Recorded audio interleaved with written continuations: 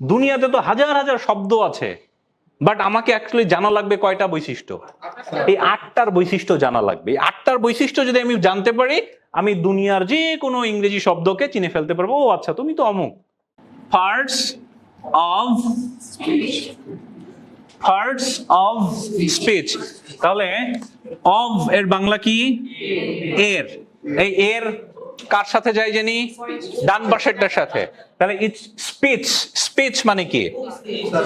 উক্তি, বক্তব্য বা কথা বা বাক্য, তাই না? আচ্ছা, পার্ট মানে কি? অংশ। আর পার্টস মানে কি? অংশগুলো, মানে একাধিক অংশ।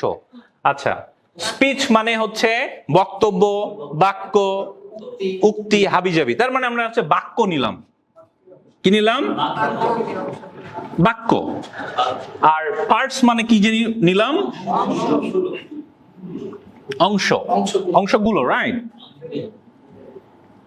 তাহলে এখন এইখান থেকে আসবে, তাহলে বাক্যের অংশগুলো, বাক্যের।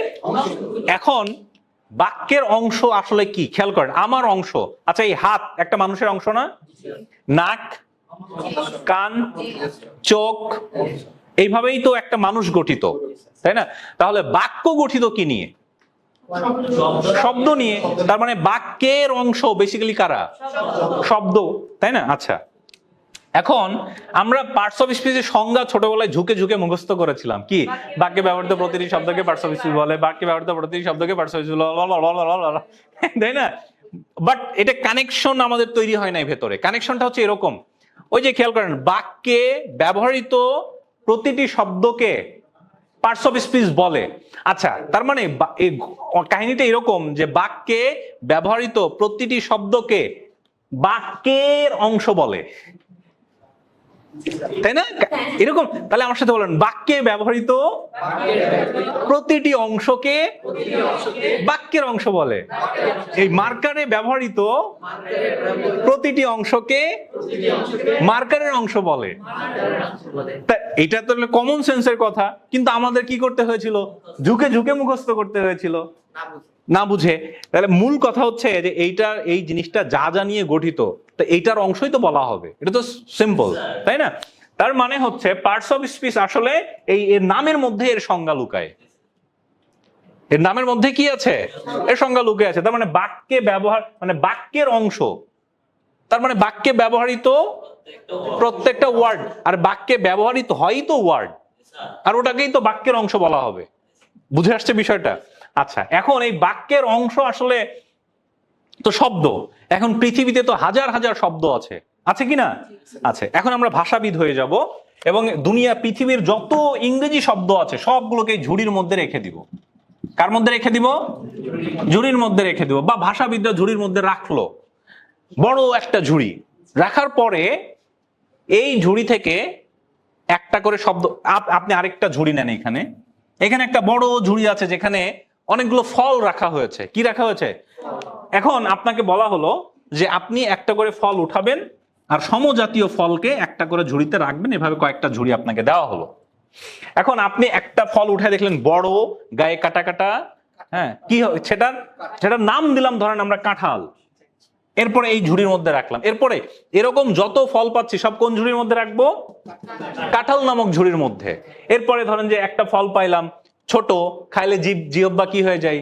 কালার চেঞ্জ হয়ে যায়, জাম, নাম দিলাম জাম। তাহলে এই ঝুড়ির মধ্যে ওই জাতীয় যত ফল, এভাবে এভাবে করে 4টা ঝুড়ির মধ্যে ফল রাখার পরে দেখতেছি যে যেটাই তুলি কমন, এইগুলোর যে কোনো একটা, যে আর নতুন কোনো ঝুড়ি লাগে না। তার মানে এখন আমি কি সামারিতে আসতে পারি?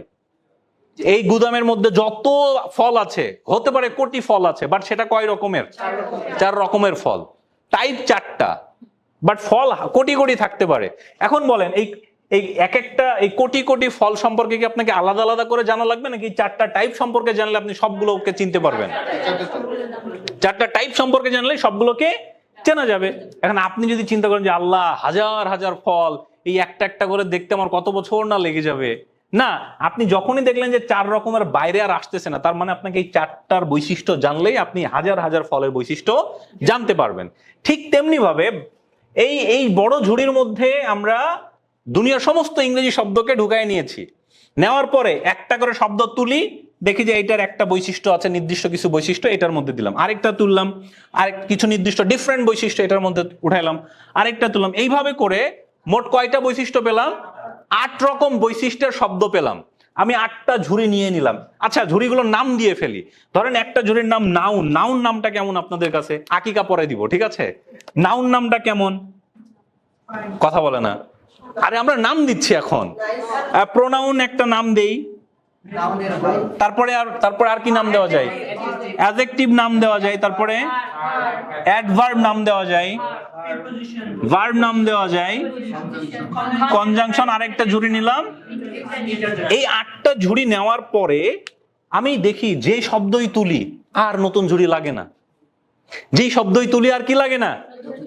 এই 8টার যে কোনো একটার মধ্যে সেটা চলে যায়। 8টার যে কোনো একটার মধ্যে তার বৈশিষ্ট্য মিলে যায়। এখন বলেন, দুনিয়াতে তো হাজার হাজার শব্দ আছে, বাট আমাকে অ্যাকচুয়ালি জানা লাগবে কয়টা বৈশিষ্ট্য? এই 8টার বৈশিষ্ট্য জানা লাগবে। এই 8টার বৈশিষ্ট্য যদি আমি জানতে পারি, আমি দুনিয়ার যে কোনো ইংরেজি শব্দকে চিনে ফেলতে পারবো। ও আচ্ছা, তুমি তো অমুক।